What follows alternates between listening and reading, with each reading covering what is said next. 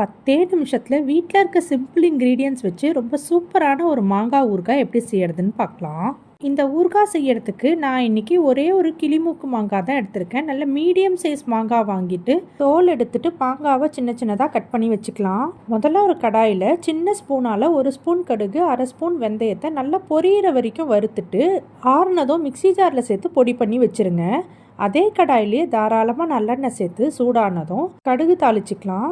கடுகு நல்லா பொரிஞ்சதும் சின்ன சின்னதாக கட் பண்ணி வச்சுருக்க மாங்காவை சேர்த்துக்கோங்க.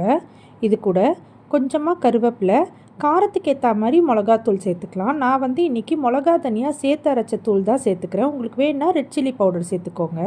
இது கூடவே அரைச்சி வச்சுருக்க கடுகு வெந்தய பொடி, தேவையான அளவு உப்பு, கொஞ்சமாக பெருங்காயம் சேர்த்து இந்த எண்ணெயிலே ஒரு 2லேருந்து 3 நிமிஷம் நல்லா வதக்கி விட்டிங்கன்னா சூப்பரான மாங்காய் ஊறுகாய் ரெடி. மாங்காவோட தோல் கொஞ்சம் ரஃபாக இருந்ததுனால நான் சேர்க்கல. உங்களுக்கு வேணும்னா நீங்கள் மாங்காய் தோலோடவே கட் பண்ணி கூட சேர்த்துக்கலாம். இது கம்ப்ளீட்டாக ஆறுனதும் கண்ணாடி ஜார் இல்லைனா இந்த மாதிரி செராமிக் ஜாரில் ஸ்டோர் பண்ணிவிட்டு சர்வ் பண்ணிக்கோங்க.